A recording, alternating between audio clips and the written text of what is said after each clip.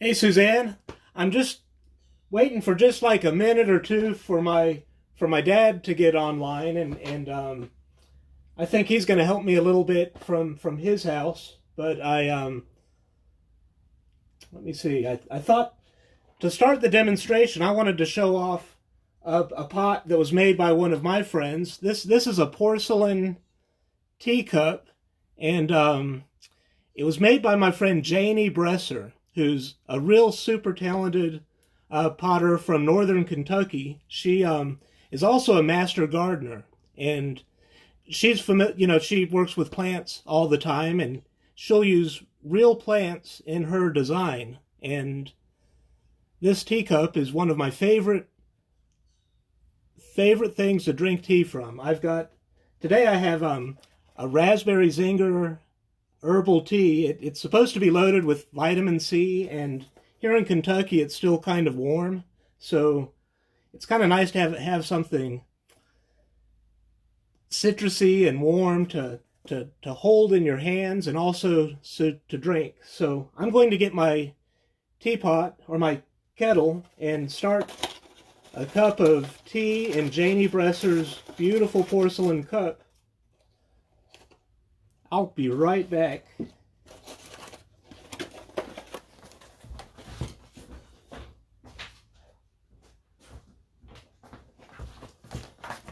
All right, I've got some hot water here. I'm going to put it in Janie's cup. And just let this seep for a few minutes. Sometimes when I talk a lot, especially in the spring, my throat gets kind of congested. So this tea is hopefully will help me with this little demo. All right, so hope everybody's doing okay. I'm on my 11th day in social distancing, and it's been a big adjustment for me. I live less than 5 minutes from the grocery store, so I'm used to going to the grocery store every day. And I'm going to take my phone up and just do a short walk through the clay studio. It's a real small space, so it won't take long. But over the last 11 days, I've only been to the grocery store once, and I think I've got enough provisions. I could stay until April, so hopefully that's enough time to get ahead of this thing and do all I can do to help everybody get ahead of this virus so that more people don't get sick than need to. I'm used to a certain routine, and this has changed my routine a lot, just like everybody else's. And I've heard when you have a big change, it takes about 2 weeks to settle into your new routine. So I'm hoping that I'm not there yet, but I'm sort of settling into this new routine, and I'm not really worried about myself physically. I think that I'm not in that high risk group, but I'm a little bit worried about my mental health, because being shut in and socially isolated can be kind of just hard on your spirits to stay optimistic and in my experience, when you're trying to take care of your mental health, making art can be one of the best things you can do. And there's a lot of scientific studies that reinforce that idea, that when we're making art, or if we're making music, when we're using the creative part of our brain, it's I'm getting kind of choked up. I didn't think I was going to do that in front of everybody, but it's just something I really believe in, and I think it's really important. So I might take a break. Let me let me cry and drink my tea, and I'll come back and show you my studio. Maybe I'll switch to the front-facing camera, and you can look at what I'm working on while I pull myself together. You know, us artist types, we're real emotional and empathetic people, and So when there's times of big anxiety, it can be kind of stressful, and making art's one of the best things I can do, and I think it would be good for you all too. So that's why I've got this little camera set up, and I'm going to show you a little bit about hand building. And I thought to start, I would show you some examples of other people's hand building. At the beginning of the video, I showed you Janie Bresser's teacup, which is one of my favorite things in the world. One thing I love about pottery is that it's something that I interact with every day. It's not art that I just put on the wall and only look at, but I hold it and carry it around with me, and I drink or eat food from it, and it's just, there's something real special about pottery. So I'm pretty sure this was hand built. In fact, I'm certain it was hand built. I don't know if she did the technique that we're going to do today, but this is one example of a hand built pot. Back here, I showed this yesterday at the studio tour. Uh-oh, my little still life's getting wild. This is a hand-built pot by one of my students, Amy, who I'm real proud of her. She's really talented, real good with sculpting and working with her hands. I've got another one of her pots. Right here, it's a little pinch pot. And I just love them. I'm not really good at plants, so I've had a couple plants in there that haven't made it, but these succulents seem to be doing pretty good. All right, I'm going to take a sip of tea, and then I think I'm ready. And I'll want to show you my kitchen. That's not what you all, it wouldn't be inspiring. So let me get a sip of tea, and I'll start showing you how I make a hand-built pot.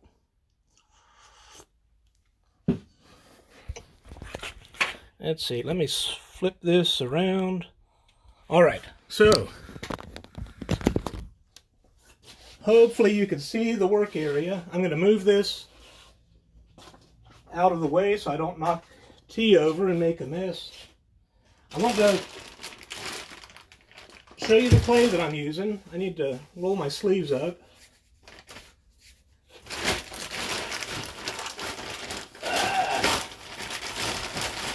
All right, so this is clay, and it's pretty much out of the bag. I bought it from people that process and manufacture clay, and when you take it right out of the bag, it's almost ready to use. But as a general good rule of thumb, before we use clay, we'll put it through a process called wedging. And if you've ever made bread or done any kind of baking, this is a lot like baking.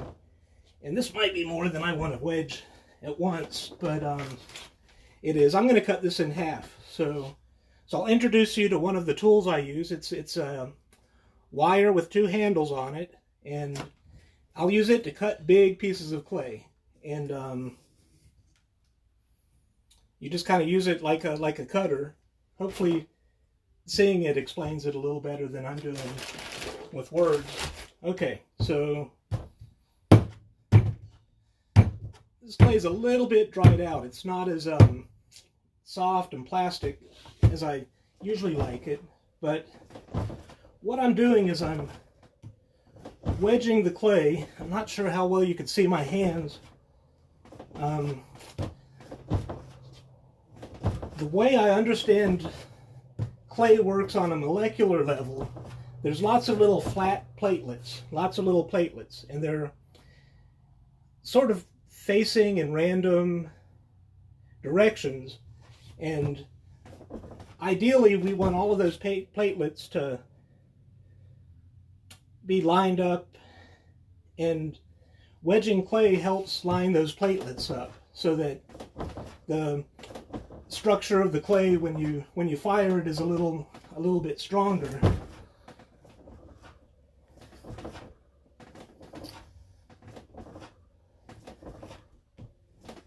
Another thing that wedging clay does, sometimes you'll have air bubbles in the clay, and wedging your clay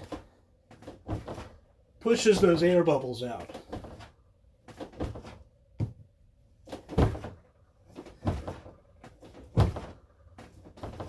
All right.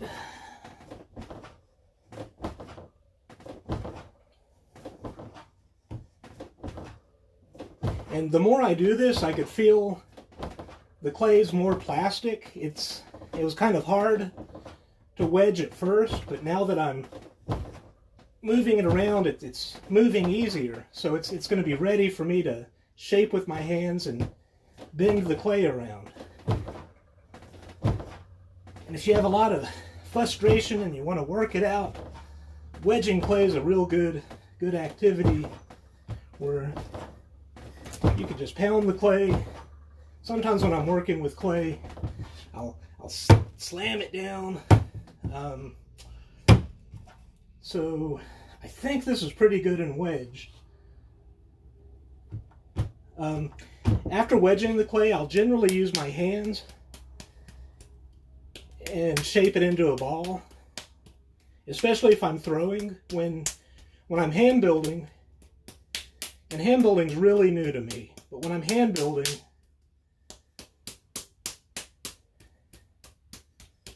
I don't think it has to be in the ball too much. I've got some notes. I'm going to look at my notes and take a sip of my tea to make sure that I'm sharing everything that I had wanted to. Okay. So I think almost every potter buys clay from a clay store.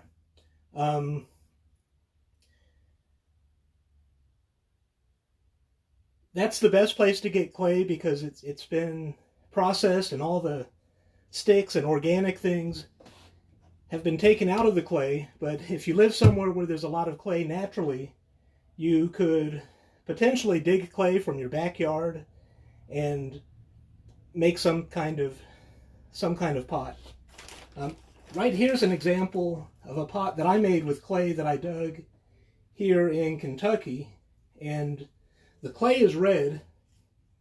I don't know if you could see. There's a glaze over the top of the clay, but if you look underneath, or if you look, nope, inside is glazed too. This is clay that I dug in my backyard way back, I wrote the date, way back in 2001. And that kind of makes it kind of special, having some art that you made by digging the earth out of a place where you live or love. And it requires a lot more work than just wedging. You want to make sure it's clean, but that's another source of clay if you can't get to a clay supply right now. So now I'm going to see, hopefully y'all don't have any questions yet. This is pretty basic stuff. I wanted to show you a couple of my tools. I've already showed you the wire tool. Now that we're ready to start hand building, I've got a knife that sometimes I'll use while hand building. I also have a needle tool. It's just a metal tool with a long needle on it, and sometimes it's handy for scratching into clay or roughening the clay up when you're joining parts. I know a lot of clay supplies might not be open right now, so if you can't find one of these, maybe you have a bamboo skewer in your kitchen, which does a lot of the same things. And I'm one of those artists, a lot of stuff in my kitchen ends up in the art studio, like this bamboo skewer. If you buy a basic clay kit, there's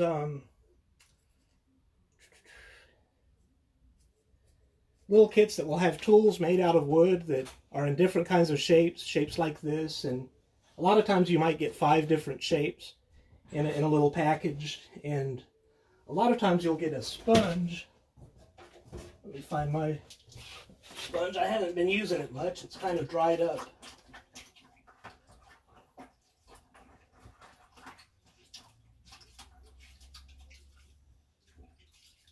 dried up. Okay, so a lot of times we'll use a sponge to move water around. If you want to make something a little more wet, you could use a sponge for a whole lot of things. And then I'll use a metal rib. This one has a little bit of a texture. You could get some that are smooth, and they both do different things. I'll show you what this does. An alternative you could use to this metal rib that you'd have to get at a pottery store is an old credit card or an old shopper's card. You can cut this into any shape that you want, and it works real similar to what this metal rib does. So I think I'm ready to show you the basics. There's two big ideas with hand building in clay that I know I learned in elementary school. And a lot of the pots that my friends have made or I've made use those two concepts. And the first one's a pinch pot. And if you had a good art program at your school, you've probably done this before, but you'll take a ball of clay, and with your hands, you'll make a little hole in the center and slowly pinch around, pushing from the inside and reinforcing it from the outside as it starts to take shape. And with clay goes through a lot of stress when you put it through the firing process. And the way I understand it's ideal that your clay is all the same thickness. And you don't want the clay to be too thick because there's a good chance of it holding moisture and cracking or exploding in the kiln. So as a rule of thumb, I like to keep it around a 1/2 inch or 1/4 inch with my hand-built pots. And ideally, you'd like it all to be evenly, what do you say, an even thickness. So you see how quick I made this little bowl? This could make a neat little bowl, or it might be a component for a bigger sculpture. Like, let's see, I'm going to bring them to you. I've been making some little clay birds, and if I wanted to use this for a clay bird, I might use the bowl to be the head part of the sculpture.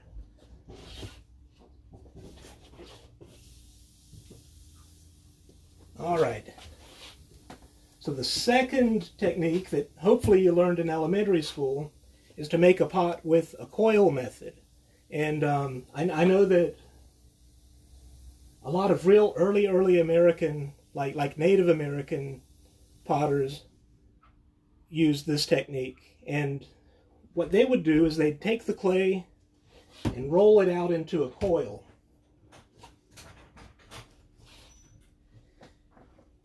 And different people have different styles. You could have a real long and skinny coil, or I'm kind of lazy, so I like having a pretty fat coil. And when you have your coil,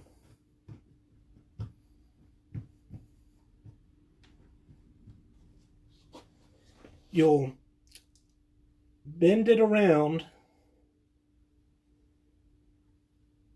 and around to make the pot. And once you've got your coil put together, you could smooth it over.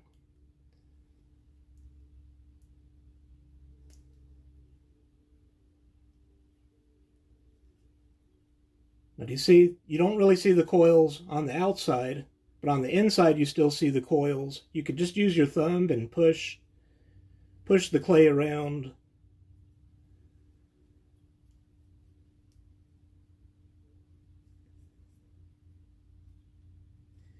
And because this is so thick, I'm going to sort of combined the idea of the pinch pot and the coil pot. And now that I have that coiled form, I'm going to keep building. I'm going to push from the inside and reinforce with the fingers on the outside, and form it into a second little pot. All right, so I'm going to set these down here, and I'm not sure I'm always good at explaining with words, so feel free to hit me up with questions if I'm not explaining anything clearly. I'm going to do a quick look through and see if anybody had a question. Let's see.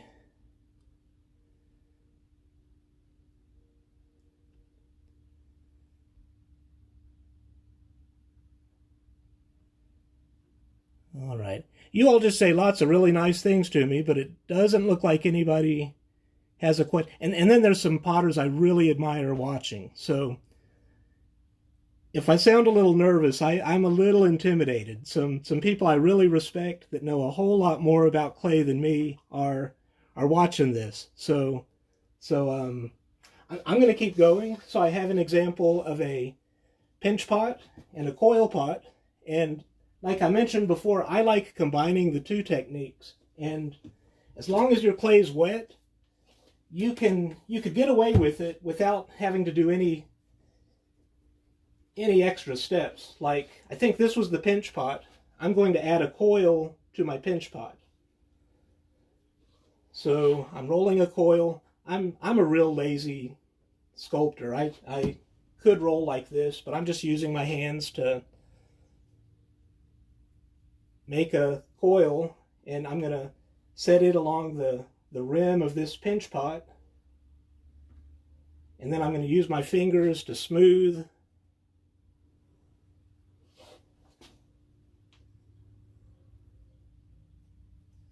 the clay on the inside. Not sure how well this camera does on focusing, but hopefully you could get the idea.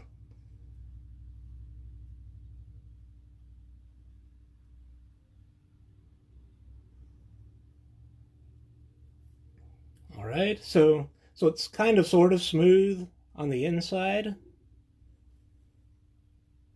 And I'm going to do the same thing on the outside. I don't really want this seam for my design, so I'm just going to use my fingers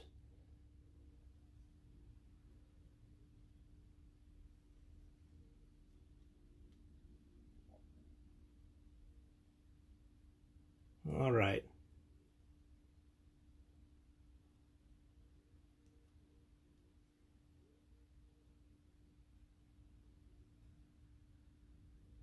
Okay.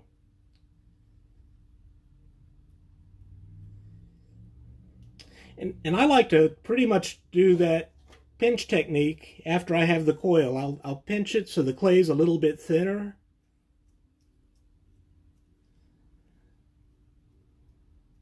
And I don't know if this is best practice, but sometimes if I want to tighten the opening a little bit, I might tear my pot a little bit, and then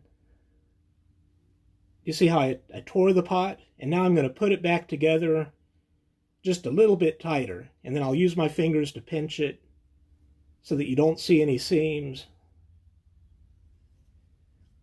I think when the clay is still pretty wet and it hasn't had time to dry at all, you can get away with some things you can't get away with later. So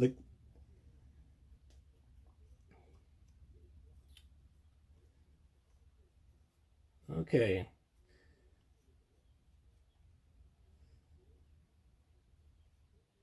I'm going to show you another trick. I've got two hand-built pots, and what I'd like to work with is a closed form.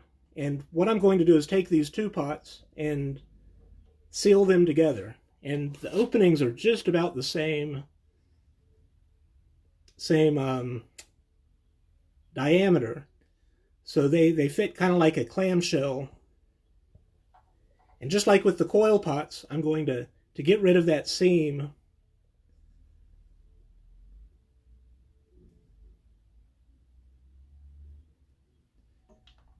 And at the end of this, what I should have is a hollow ball.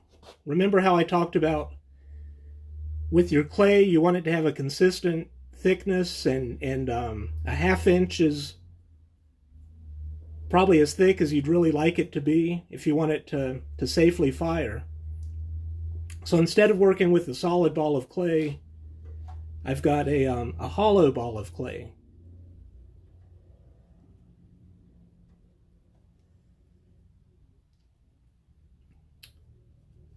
And a cool thing that I've discovered, once you seal all the air inside your ball,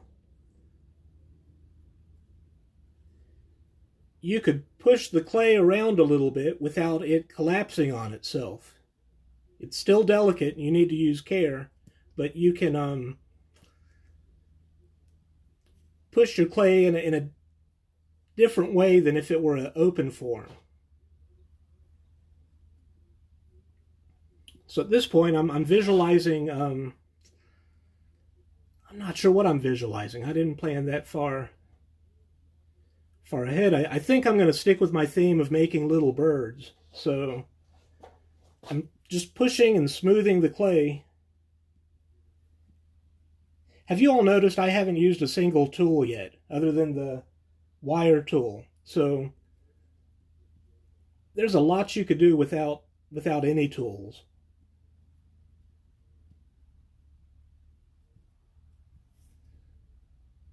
So I'm just going around the form and smoothing it out. And as I think about my bird shape, I'm trying to encourage, maybe I'd like this part to be a little smaller. So I'll kind of push around that neckline where I'd like to see a neck. And then the body of the bird, I might like it to be a little fatter, because I don't like skinny birds. I like them all well fed. All right. I could do this for hours, and it's real relaxing, and it keeps my hands busy, and I'm doing some problem solving with my mind as I'm pushing this clay around. There's a real meditative quality to doing this. See, I'm not really in the light. Now this you can see a little better. You see how I'm pushing the clay into a sort of pear shape? So the head will be the top part will be the head of the bird, and then the bottom will be the body.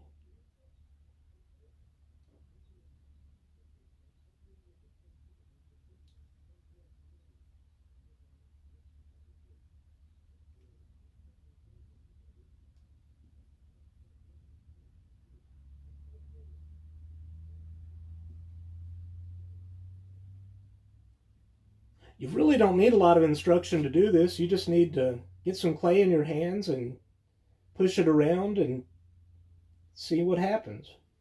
So with those two techniques, the coil technique and the pinch technique, there's a lot you can make with clay. Okay, now I'm going to give you one more concept.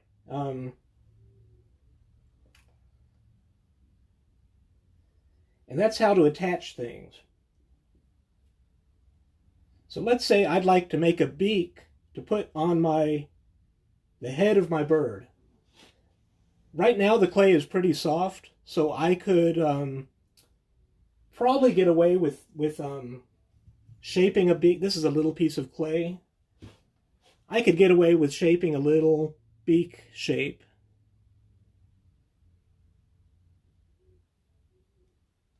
Like this. And I could probably get away with just sticking it up against the head of the clay, and maybe using my fingers or maybe one of these tools. I could push the clay,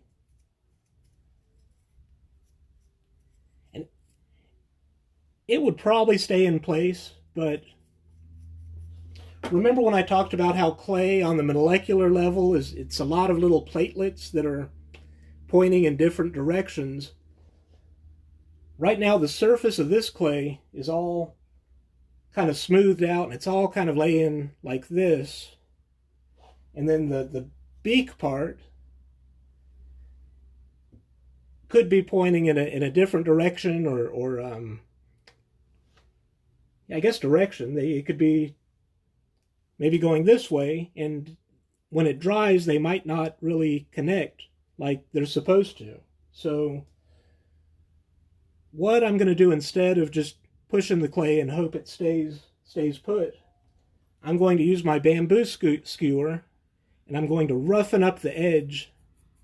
I'm going to roughen up the surface. I'm going to kind of disrupt those platelets so that they're not forming a barrier. And then I'll use a little bit of water. I'm going to take my sponge and just grab a couple drops of water and put a drop there. So I don't want to say the water's like glue, but the water makes the clay kind of receptive to other clay particles. And then I'm going to take this beak, and I'm going to do the same thing. I'm going to take my skewer, and I'm going to roughen this part, and then I'm going to put a little bit of water. Well, let me get a little water first, and I'll get a little water here, and then I'm going to attach the two.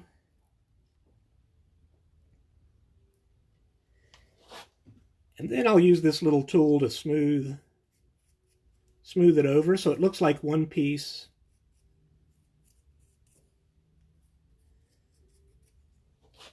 I'm not really that good at the science part of art, but if I understand those platelets, if they're both kind of set in where they are and you push them together, you have this space here that is kind of like a weak point.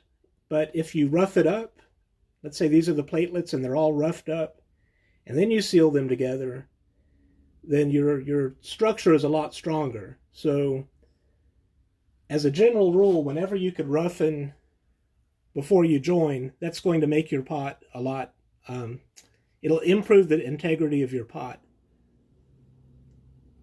So if you're making a big coil pot, you're going to want to make a rough spot on the part of your coil where you're joining it to the next pot.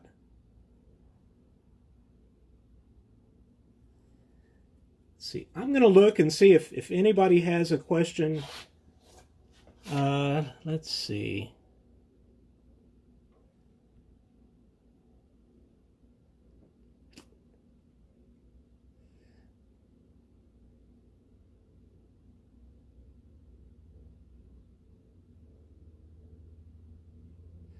So Dennis Allen, he's a really good potter.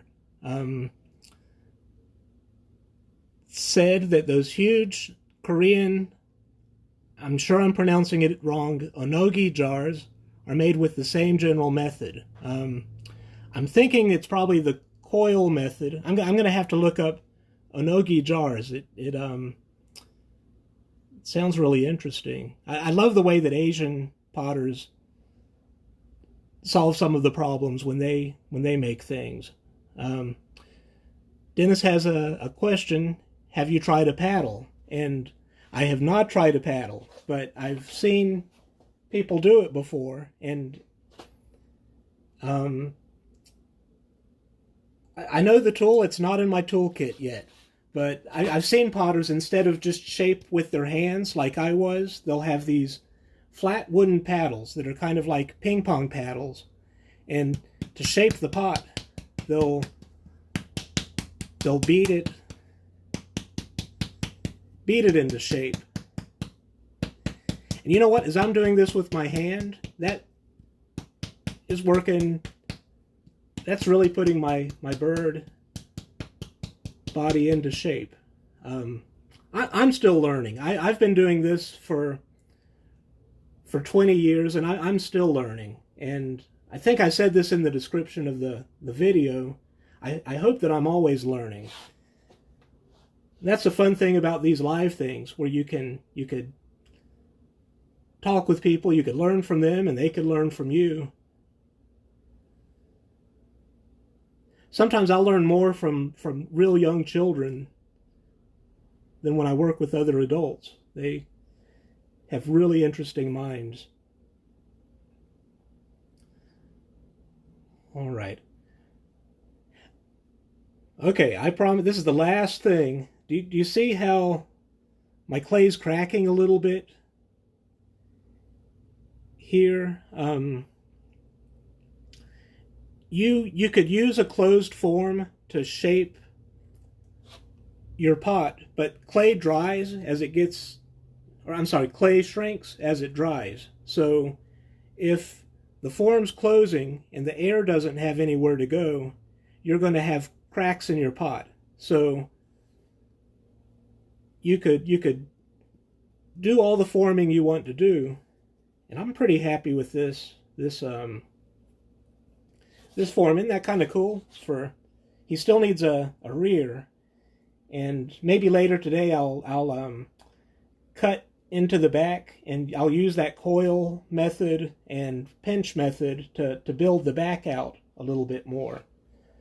But before I sit this down for the day, I'm going to make just a couple little holes with my skewer.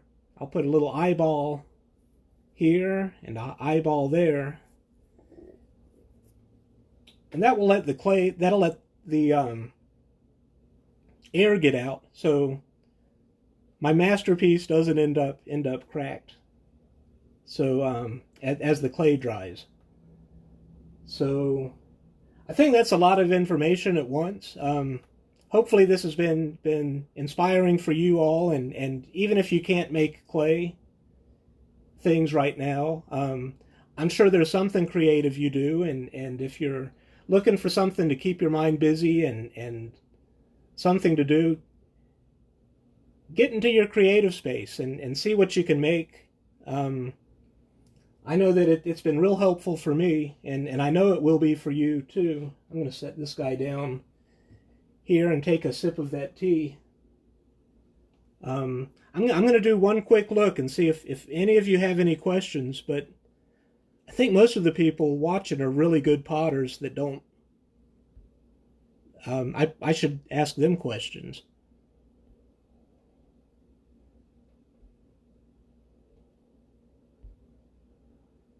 Okay, well, I lied. I'm going to give you one more little tip. If you're working on a big project that you can't finish in just a few hours, and you'd like to step away without the clay drying up, I will use plastic bags. I'll put the clay in a plastic bag so that no air gets to the clay, and if I let it sit for a day or two, I could come back and it will be just about as soft as it was when I stopped.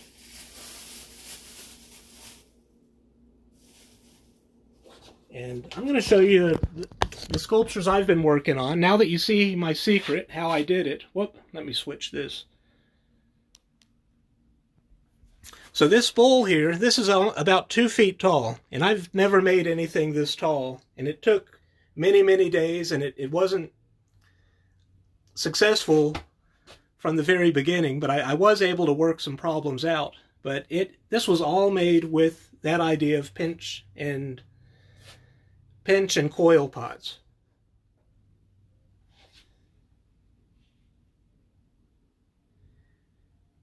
And the birds back here are done the same way, and the little goat there. So here's that little bird that we all made together. I'm going to turn this off. I'm going to keep working a little bit, and hopefully I might try to do this once a week, or I don't know. I want to check in with everybody regularly to make sure you're doing all right, and to let you all know I'm doing all right. So I'll stay in touch and hope you all stay well. Have a great day.